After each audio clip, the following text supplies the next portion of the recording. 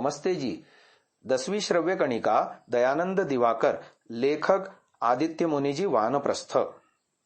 गत श्रव्य कणिका में हमने जाना कि हमारे कथानायक शुद्ध चैतन्य ब्रह्मचारी जी काशी में पढ़ने के लिए रुके हैं।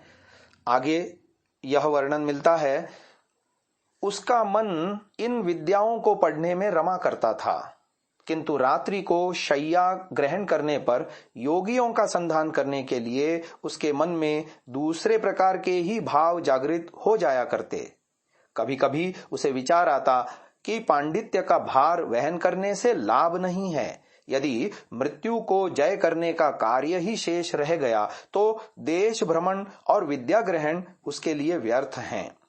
जो घर बार और माता पिता को छोड़कर आया वह सब किस कार्य में आया, यह चिंता उसे दिन रात सताने लगी। इस दुश्चिंता के कारण उसका चित्त चंचल और अशांत हो गया था। इससे उसने काशी छोड़कर अन्यत्र जाने का अपना विचार पक्का कर लिया था। अतः वह काशी के सब पंडितों से विदाई और आशीष मांगने लगा। यह देखकर सबने ही दुख प्रकट किया। वह अपने गुरुओं का प्रिय शिष्य था। परमहंस स्वामी सच्चिदानंद सरस्वती ही उसके काशी के एकमात्र आश्रय थे और द्वार बंगाधीश ही उसके आर्थिक सहायक थे। इन दोनों की कृपा से ही उसने काशी में रहकर ज्ञानोपार्जन का यह सुयोग पाया था। उसके अन्यत्र जाने के विचार से इन दोनों ने ही दुख प्रकट किया था। इन लोगों ने चाहा था कि वह कुछ समय तक और काशी में रहे और शेष शास्त्रों का भी अध्ययन करे। उन्होंने उसे काशी में ही योग सिद्ध साधकों को और ढूंढने की प्रेरणा भी की थी।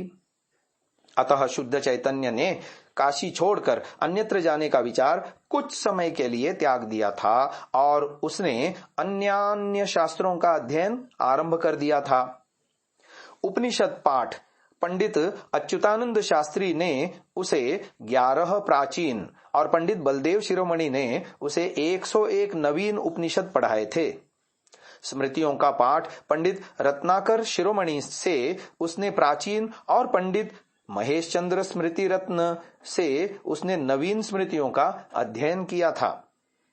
पंडित सत्यचरण लाहिड़ी, सत्यलोक जो प्रसिद्ध योगीराज श्री श्यामाचरण लाहिड़ी के 81 वर्षीय पौत्र सन 1985 ईस्वी में हैं, ने हमें 8 मई 1985 ईस्वी को बताया था कि उन्होंने काशी के पंडित महेश चंद्र स्मृति रत्न का नाम बचपन में किसी प्रसंग में किसी से सुना था।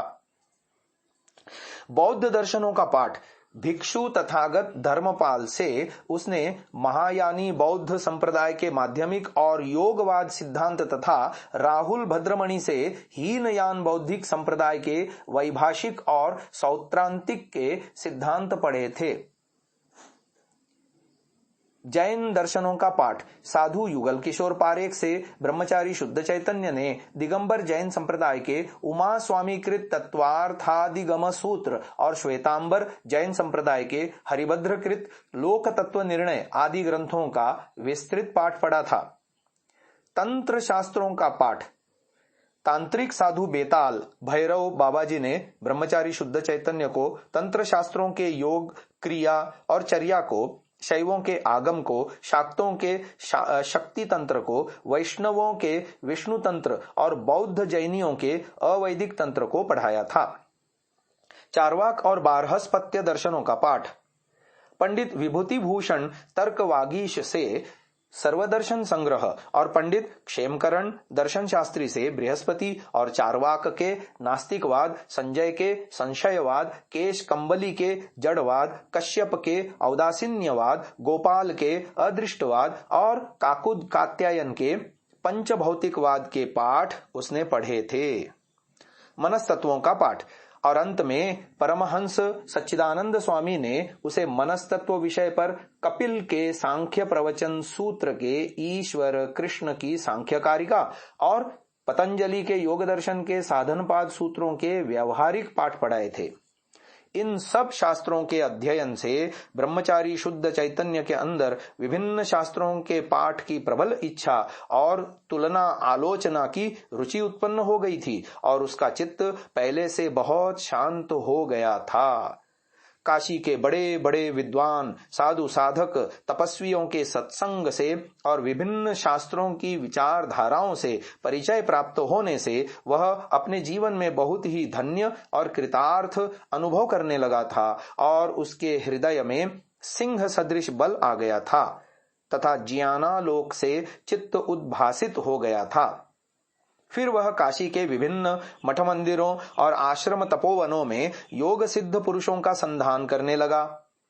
तीर्थ यात्रियों की भीड़ भाड़ में और विभिन्न सांप्रदायिक कोलाहलों में योग सिद्ध पुरुषों को ढूंढ निकालना उसके लिए कठिन था। इस स्थिति में परमहंस सच्चिदानंद स्वामी ने उसे योगियों के संधान के लिए नर्मदा नदी के तटवर्ती तीर्थ स्थानों में जाने के लिए प्रेरणा दी और यह भी कहा कि चाणोद, कर्णाली और व्यासाश्रमादि स्थानों में अवश्य जाना चाहिए। तदनुसार काशी से प्रस्थान की कोई तिथि संभवतः संवत 1905 विक्रमी गुजराती संवत 1904 के भाद्रपद मास सितंबर 1848 ईस्वी की वर्षा ऋतुकालीन निश्चित की गई। परमहंस सच्चिदानंद स्वामी के प्रबंधानुसार ब्रह्मचारी शुद्ध चैतन्य के काशी से प्रस्थान से पहले दिन उसके सभी ज्ञानदाता गुरुजन उसे आशीर्वाद देने के लिए दशाश्वमेध घाट पर एकत्र हो गए थे। गुरुओं को दक्षिणा देने के लिए द्वारबंगाधीश दरभंगा नरेश ने उसके पास 500 रुपए भेज दिए थे। सब गुरुओं ने उसके ललाट पर चंदन का टीका लगाकर और सिर पर हाथ रखकर मंत्रोच्चार के साथ आशीर्वाद दिया था। शुद्ध चैतन्य ने सबके चरणों का स्पर्श करके प्रणाम किया। इनमें बौद्ध, जैन और नास्तिक गुरु भी थे। उसने 500 रुपए अपने इन गुरुओं को दक्षिणा के रूप में समर्पित कर दिए। परमहंस सच्चिदानंद सरस्वती ने सब गुरुओं की ओर से उसे आशीर्वाद दिया था। ब्रह्मचारिन सौम्य शुद्ध चैतन्य, पवित्र काशी धाम से सौभाग्य के कारण तुम बहुत ही मूल्यवान ज्ञान संपद को प्राप्त हुए हो, लेकिन तुम्हारे अंदर योग विद्या सीखने की प्रबल इच्छा उद्दीप्त हो रही है। हम लोग उस आग को बुझाना नहीं चाहते हैं। हम लोग तुम्हें नहीं छोड़ रहे हैं, तुम ही हम सबको छोड़कर जा रहे हो। हम लोग तुम्हारा आत्मिक उत्कर्ष चाहते हैं। तुम यहां से नर्मदा रेवा नदी के किनारे जाने के लिए प्रस्थान करो। वहां नदी के दोनों तटों पर आश्रम बनवाकर बहुत से योगी पुरुष रहा करते हैं। नर्मदा नदी में स्थान स्थान पर दूसरी बहुत सी नदियों के संगम स्थल मिलेंगे। भिन्न भिन्न साधन क्षेत्र और तीर्थ स्थल मिलेंगे, किंतु हिंस्र पशु जंगलों में विचरण करते हैं। वृक्षों में फल मिलेंगे, सरोवर में जल मिलेगा, वृक्षों के नीचे और ऊपर सोने के स्थान मिलेंगे। वनचर मनुष्य तुमको आश्रय देंगे। जैसे वहां तपोवन और आश्रम है, ऐसे ही वहां चोर और डाकुओं के भी आश्रय स्थल हैं। अपने साथ में डंडा और थैली रखो तथा मन में ईश्वर भक्ति रखो। विपदाएं आएंगी, लेकिन तुम पार हो जाओगे। गुरुओं का यह आदेश और आशीर्वाद ब्रह्मचारी शुद्ध चैतन्य ने स्वीकार किया। अपने सभी गुरुओं के चरण स्पर्श कर वह प्रस्थान करने की तैयारी करने लगा। वह अपने परम हितैषी द्वारबंगाधिपति से विदाई लेने के लिए गया। वे उसके प्रति स्नेह और श्रद्धा का भाव रखते थे। उसके प्रस्थान के कारण वे संतप्त थे। उन्होंने उससे कहा, तुम अपने प्रयोजन के अनुसार रुपए, पैसे और सामग्री जो जितनी चाहो यहाँ से लेकर जाओ। शुद्ध चैतन्य ने उनसे कहा, आपकी कृपा से काशी से अमूल्य ज्ञान संपदा मुझे मिली है, मेरे लिए यही बहुत है। लेकिन वे माने नहीं, इसलिए उसने विवश होकर एक लोटा, एक कंबल, एक अंगोछा और एक डंडा उनसे लेकर काशी से नर्मदा की ओर प्रस्थान किया। अगली श्रव्य कणिका में हम उनके नर्मदा तट भ्रमण का विवरण सुनाएंगे। इसको यहीं विराम देते हैं। ओम। इस वीडियो को पूरा देखने के लिए आप सभी महानुभावों का हार्दिक धन्यवाद करते हुए विनम्र निवेदन है, आज ही गूगल प्ले स्टोर से एंड्रॉयड के लिए सांतसा नामक ऐप को आप डाउनलोड करें।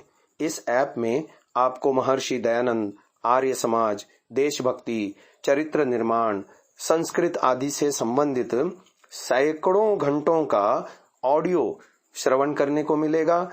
इसके अलावा विभिन्न विषयों पर आलेख, सुविचार, प्रदर्शनी एवं बहुत सारे पीडीएफ पुस्तकें भी इस ऐप के माध्यम से आप सुन सकते हैं, देख सकते हैं, लाभ उठा सकते हैं, अन्यों के साथ साझा भी कर सकते हैं। धन्यवाद।